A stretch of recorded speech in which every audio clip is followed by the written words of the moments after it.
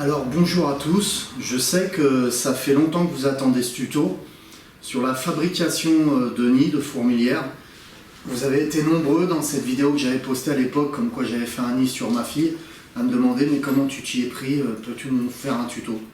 J'ai une seconde chaîne qui me prend énormément de temps, c'est une chaîne sur le paranormal du 24. Et donc j'avais pas le temps de vous faire, qui traite du paranormal bien entendu, et j'avais pas le temps de vous faire un tuto sur les fourmis. Et là l'occasion se présente bien puisque ma fille a voulu offrir une colonie de Lassus niger à une de ses copines, et du coup il y a une quarantaine d'individus dans cette colonie. Du coup je vais fabriquer un nid pour cette petite, donc pour l'instant elle est en tube la colonie, et je vais lui fabriquer un nid. Donc j'en ai profité, j'ai dit tiens je vais prendre la caméra et je vais en profiter pour vous faire partager cette fabrication de nid. Donc pour ce nid il vous faut une boîte. Là c'est une boîte en plastique alimentaire, basique, hein. C'est une boîte qu'on achète en grande surface. Là actuellement cette boîte a été achetée à Leclerc. Donc c'est une boîte en plastique rigide. Vous voyez, un couvercle hermétique qui se ferme. Dans ce couvercle on va créer un trou avec laquelle vous pourrez interagir avec votre fourmilière. Du plâtre de Paris, ok, du ciment blanc basique que vous trouvez dans les magasins de bricolage, et là un morceau de polystyrène, puisque ce nid va être un nid avec une réserve d'eau en dessous. Voilà. Ok, allez c'est parti, on se lance.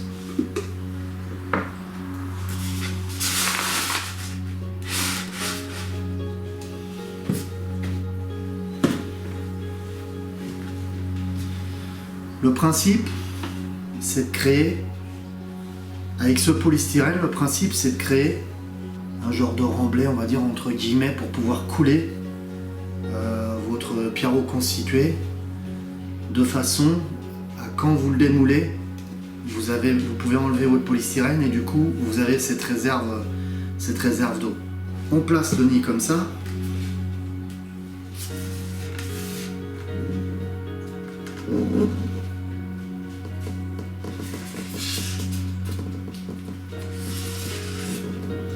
Vous prenez un feutre et vous tracez autour de votre nid. Alors, je précise, le nid peut être circulaire, comme il peut être rectangulaire, il n'y a pas de souci. Ça va être le même procédé si vous voulez faire un nid à réserve d'eau en dessous. Donc ça sera le même procédé avec le polystyrène, sauf que ça sera rectangulaire et vous ferez votre trait autour du nid. Donc là, on va se munir d'un cutter. Donc attention pour les enfants, si les enfants suivent ce tuto, demandez vraiment à vos parents de vous aider sur ce tuto. Et ben on va couper avec le cutter. C'est parti.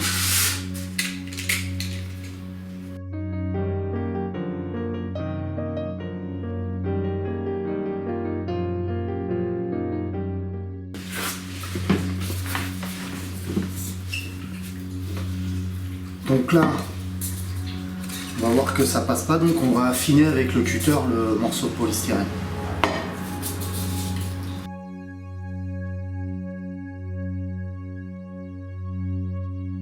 Donc ensuite, nous enfonçons ce morceau de polystyrène. Pour les nids, pour les fourmis qui ont besoin beaucoup d'hydrométrie, nous pouvons créer une mèche. Donc c'est parti, je vais vous montrer comment créer une mèche. Pour créer une mèche, on peut prendre un verre, tout simplement poser le cul du verre ici, avec le feutre, on centre un peu le polystyrène, de façon que ça soit propre.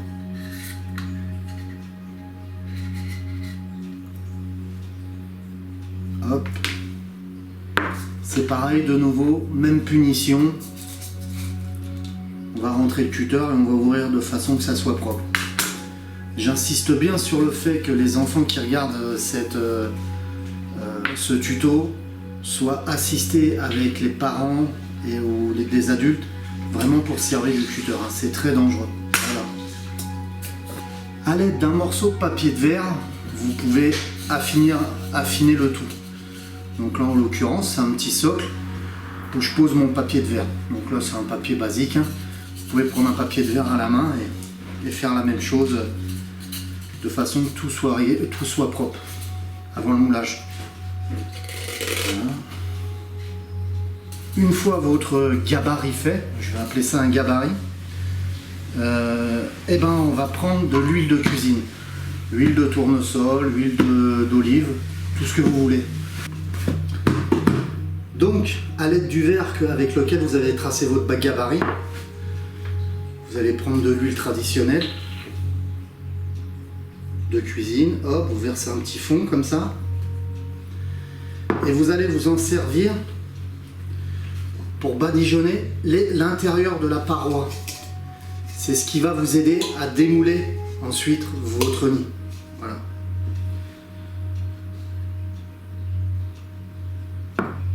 Hop là, donc avec les mains ou un morceau de chiffon,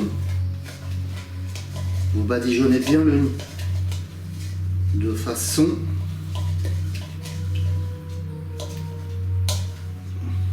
que vous puissiez démouler correctement votre paroi.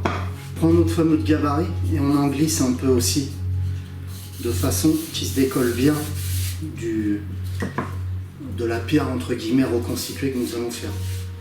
Ainsi que dans la mèche, si toutefois vous avez fait une mèche, si vous avez besoin d'une grosse hydrométrie pour votre nid, donc on badigeonne aussi d'huile de façon à que la mèche ne casse pas quand on va démouler. Quand tout est bien huilé, nous allons introduire le gabarit sans trop forcer, on ne va pas le casser. On pourra le casser par la suite si on n'en a pas besoin. De toute façon, pour le démouler, on sera obligé de le casser.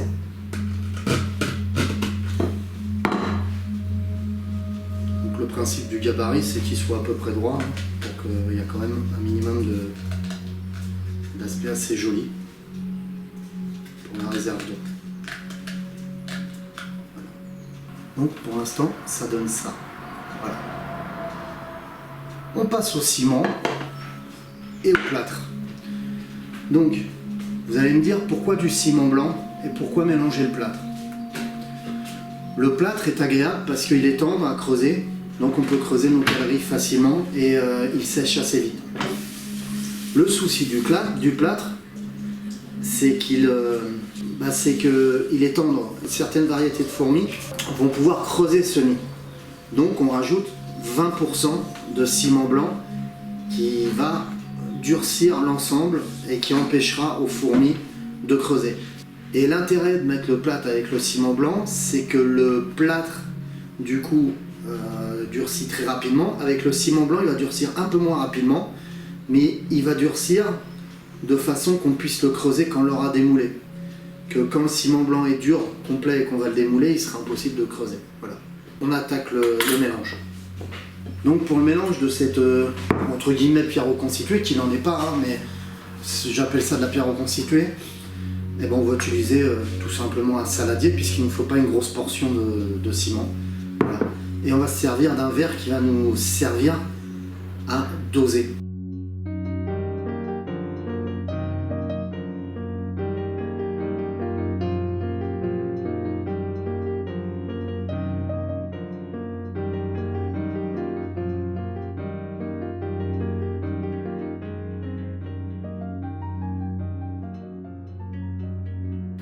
Donc une fois que vous avez mis votre ciment et votre plâtre, vous allez le malaxer avant de le mouiller comme ça, pour bien le mélanger. Et on va chercher de l'eau. Pour le dosage, c'est vous qui voyez, par rapport à la quantité de votre nid, combien vous avez besoin de pierres reconstituées, toujours entre guillemets. Moi je me base en l'occurrence avec des verres, donc vous prenez toujours la même quantité de verres. Pour 4 verres de plâtre, je mets 2 verres de ciment blanc. Voilà. Donc il faut vous doser par rapport à ça.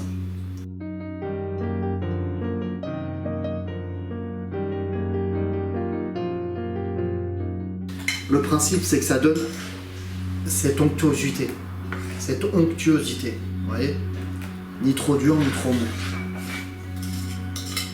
Hop là, vous vous saisissez votre nid et vous coulez l'ensemble.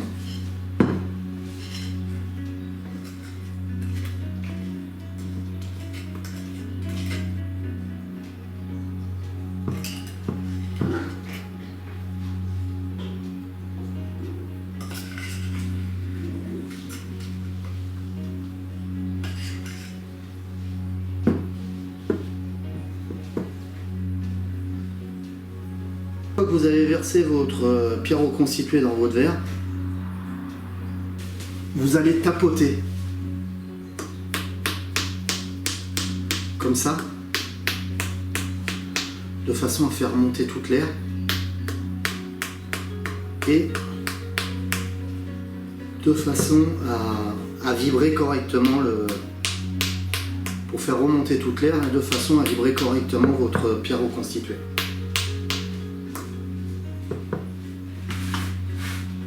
Alors ensuite, nous allons attendre que ça durcisse légèrement pour pouvoir le démouler.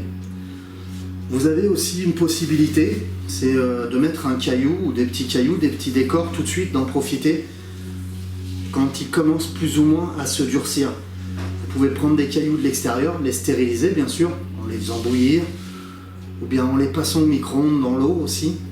Vous pouvez les stériliser et ensuite, une fois qu'ils sont stérilisés, séchés, nettoyés, vous pouvez les planter dans le plâtre qui commence à durcir légèrement. Et là, vous pouvez commencer à créer votre petit décor.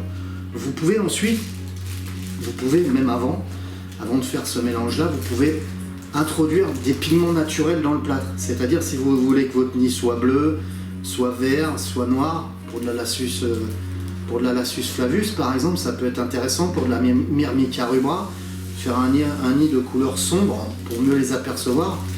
Vous pouvez utiliser des pigments. Alors, en l'occurrence, c'est du vert. Et j'ai plusieurs pigments naturels et je m'en sers aussi pour peindre le nid. Je vous montrerai comment faire.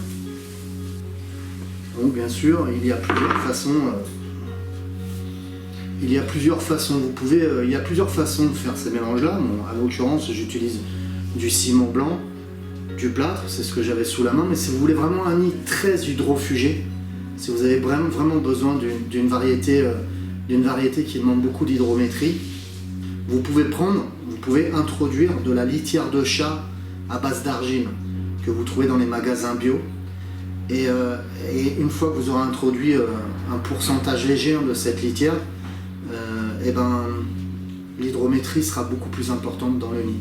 Là, en l'occurrence, j'en ai pas besoin, j'ai déjà créé une mèche, le plâtre est bois assez, donc là, j'en ai pas besoin. Voilà. Maintenant, nous revoilà. Alors, 45 minutes s'est écoulé. Donc, le nid est assez dur pour le démouler, mais pas assez solide pour l'instant. Mais ça nous intéresse, puisqu'on va pouvoir creuser les galeries. Que s'il était complètement dur, on ne pourrait plus du tout creuser les galeries. Ok ? Donc, là, on va se servir d'une perceuse ou ce genre de choses. Voilà. On va prendre un forêt du diamètre d'une seringue pour pouvoir introduire la seringue et mettre de l'eau dans la réserve d'eau. Et nous allons percer un trou juste en dessous, à 1 mm en dessous de la réserve d'eau, ce qui va pouvoir enlever l'air et qui va nous aider à démouler plus facilement le plâtre. Ce trou nous servira par la suite pour pouvoir mettre de l'eau. Ce qu'il faut savoir, c'est que le ciment, quand il sèche, il faut savoir que c'est quand la pierre reconstituée sèche, c'est-à-dire le ciment mélangé au plâtre, il gonfle légèrement. Donc d'où l'intérêt de mettre de l'huile pour décoffrer et d'où l'intérêt de se faire ce trou pour enlever l'air, pour pouvoir plus facilement le démouler, pour éviter de le casser. Action. Donc on va choisir un endroit bien spécifique qu'on arrondira par la suite pour pouvoir rentrer la seringue. Donc là, on attaque pour le trou. Au préalable, on va tracer. Donc comme je disais, 1 mm en dessous, à peu près en dessous de la limite de la pierre reconstituée.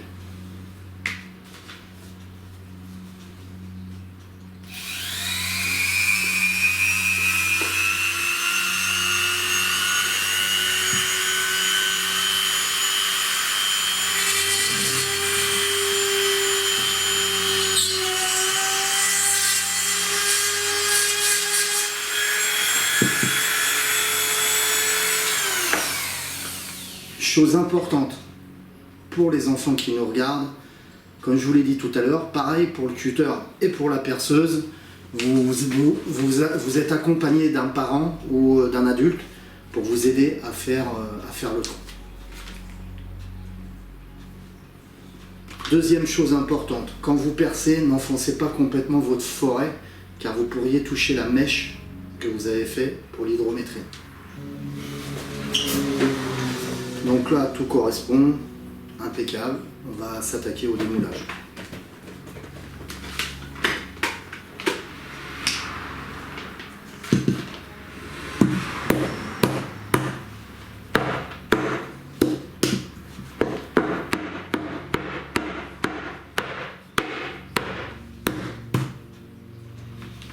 Vous allez commencer à renverser votre nid comme ça, qu'il soit rectangulaire ou rond. Et vous allez frapper légèrement, mais vraiment très léger, comme je fais sur la table. Et vous allez vous rendre compte que ça bouge au fond du pot, du nid, que tout se décolle. Donc gentiment, vous continuez à procéder comme ça.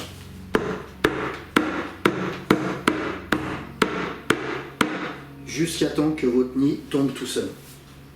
Donc moi, il m'arrive un petit problème tout à l'heure en le sortant. Comme je vous ai dit, c'est la phase la plus délicate. J'ai un morceau qui s'est cassé. Pas de problème, je le transforme et je crée un paysage avec. Vous voyez, le morceau s'est cassé et donc je vais sculpter comme ce, entre guillemets, cette pierre reconstituée n'est pas encore tout à fait sec. Elle est tout à fait sculptable à la main. Vous voyez, et donc je vais créer cet environnement style roche qui sera très sympa. Regardez. Voilà. Du coup, on crée un paysage malgré les soucis. Voilà. Deuxième phase, faire très attention du coup à rien casser. Décoller le polystyrène sans rien casser. Donc on va se munir d'un ustensile plat, style tournevis plat comme ça, ou celui-là, voire même le cutter, pour essayer d'enlever délicatement le polystyrène, rien casser, récupérer la mèche correctement, pas la briser. Et voilà, donc pareil pour les enfants, un adulte à côté de vous pour le faire.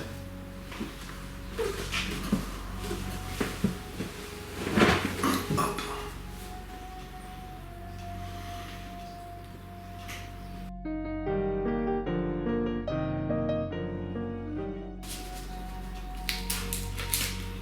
On y va très progressivement parce que c'est un coup, si on se presse à casser la mèche, si toutefois on a fait une mèche. Pour les autres qui n'ont pas fait de mèche, ils ont juste à décoller le polystyrène gentiment et ça viendra tout seul.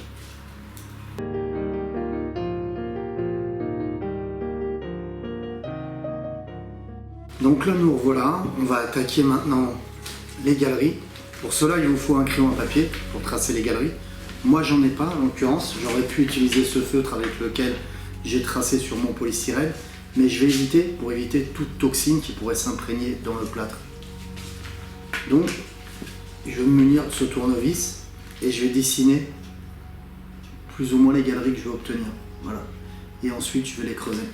C'est parti.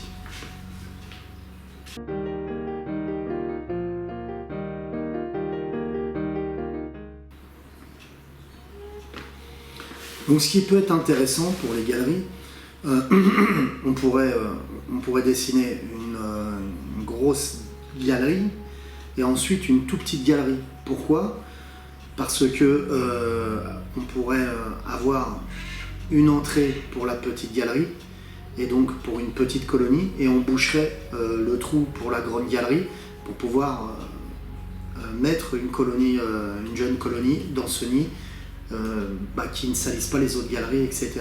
Et une fois que la colonie commence à grandir, on peut déboucher l'autre trou, elles peuvent accéder aux autres galeries. Allez, donc on creuse une fois que tout est dessiné. Moi je peux pas vous le montrer parce que ça se voit pas à la caméra, puisque je le creuse comme ça avec le cutter et le tournevis. Comme j'ai pas de crayon papier, mais si vous voulez pas vous gourer au niveau des galeries, faites-le au crayon papier. Allez, on attaque.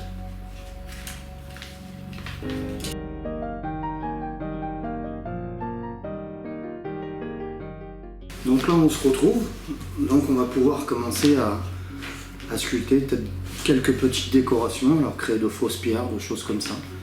Donc libre à vous, libre à votre imagination, prenez des modèles sur internet, etc. De nids déjà qui avaient déjà été sculptés. Le principe, comme c'est de la petite fourmi, si vous faites des fausses pierres, etc., ne pas créer des traits trop près en fait, de la bordure, car la fourmi pourrait passer par cette gravure en quelque sorte et se coincer dans le nid, voilà, tout simplement. Allez, on va faire des petits dessins tout simples, hein, de pierres, de fausses pierres, pour égayer un peu le nid. Et puis après, on le laissera sécher complètement et on passera à la peinture. Je vous montrerai comment faire de la peinture non toxique, hydrofuge, pour engayer le nid et comment le rendre artificiellement plus joli sans qu'il soit toxique. Allez, c'est parti.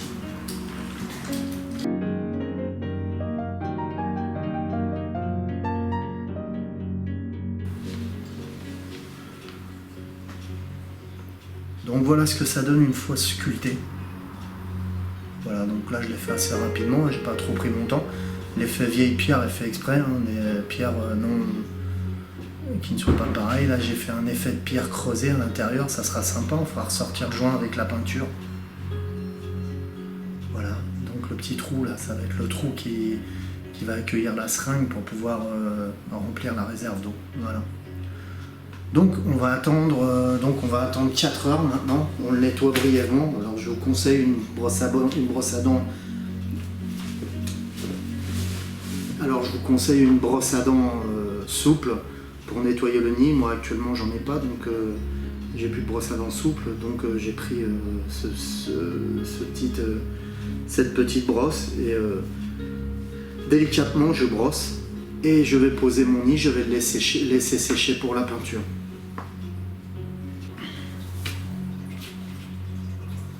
Donc j'ai peint le nid vite fait, il n'est pas tout à fait sec encore.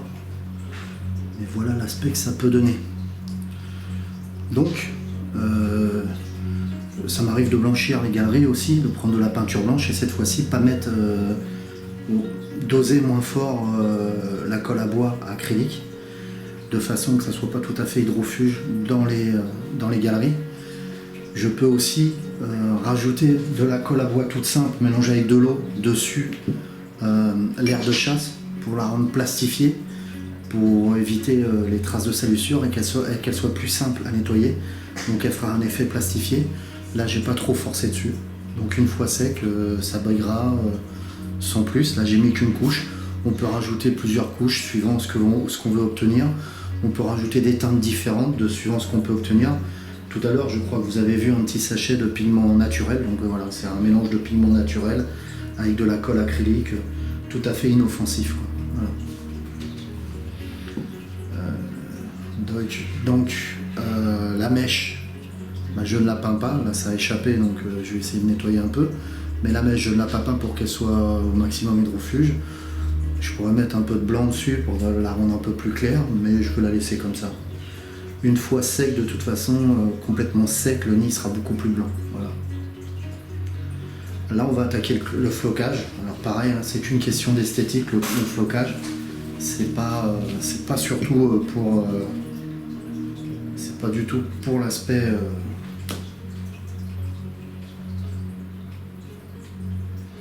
Donc ça va être une question d'esthétique. Donc on a dilué de l'eau dans de la colle à bois, bien sûr acrylique, hein, et on va en passer aux endroits où on veut mettre du flocage, tout simplement.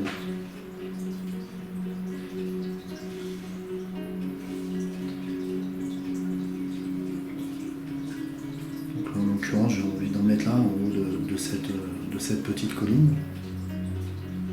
Voilà.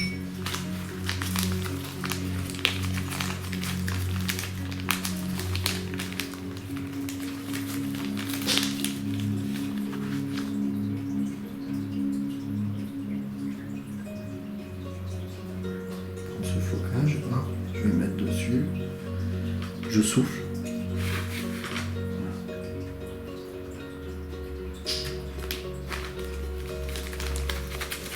Et je vais mélanger avec un autre flocage pour donner un aspect plus sympa.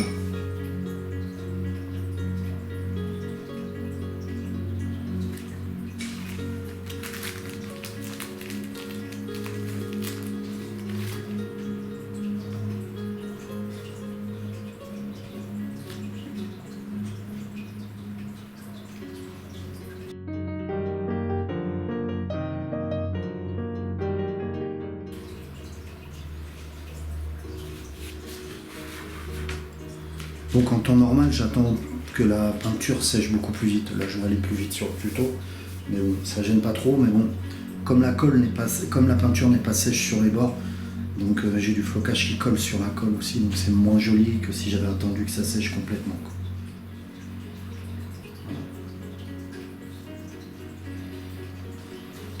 Regardez ce que ça donne. Sympa, hein?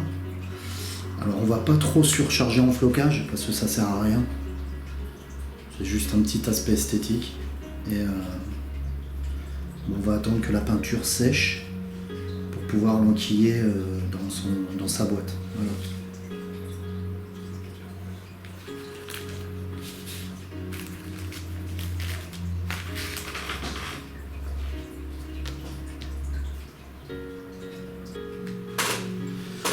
Donc nous revoici avec le nid. Une fois séché, la peinture est séchée, donc vous pouvez regarder l'aspect du nid. Voilà.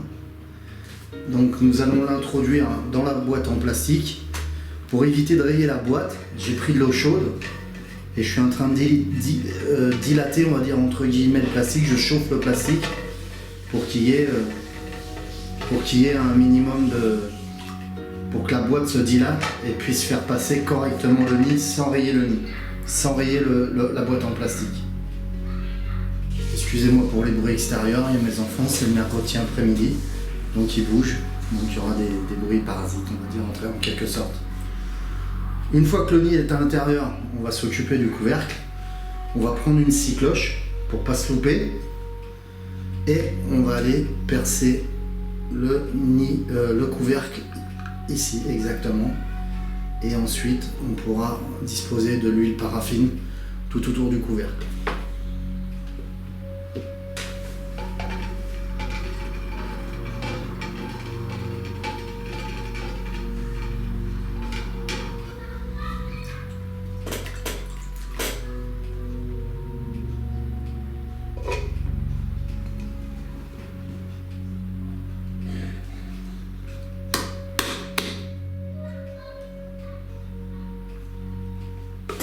Donc le nid est introduit, voilà ce que ça donne comme aspect.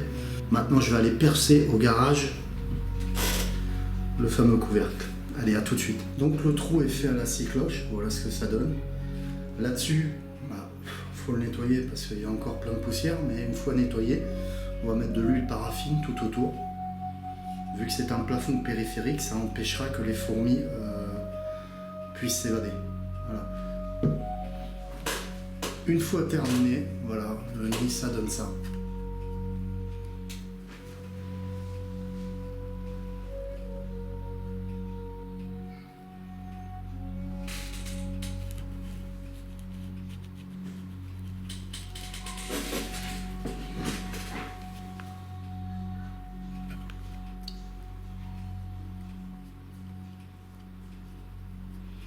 Il va falloir juste que je recentre le petit trou là. Le petit ergot que j'avais fait dans mon nid, de façon qu'il se retrouve juste devant le trou de la seringue et redescendre un tout petit peu plus le nid, que la mèche touche le sol. Marion, qu'en penses-tu? Ça va plaire à ta copine, ce nid? Oui. Tu vas lui expliquer comment faire un bon élevage de fourmis? D'accord. Super. Alors, petit mot de la fin.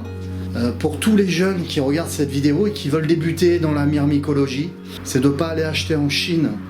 Commencez avec un élevage de chez nous. Il y a énormément de variétés de fourmis chez nous. Vous pouvez commencer avec une variété de Lassus, elles sont très faciles d'élevage. C'est tellement dommage tous ces jeunes qui vont acheter en Chine alors qu'on a des super variétés en France de fourmis. Et puis c'est tellement valorisant d'aller en pleine forêt l'été, essayer de trouver une reine, la mettre dans son tube et la garder jusqu'à ce qu'elle commence à fonder sa colonie. Et puis après l'introduire dans le nid, c'est tellement plus chouette que de l'acheter directement sur PayPal et la recevoir par la poste.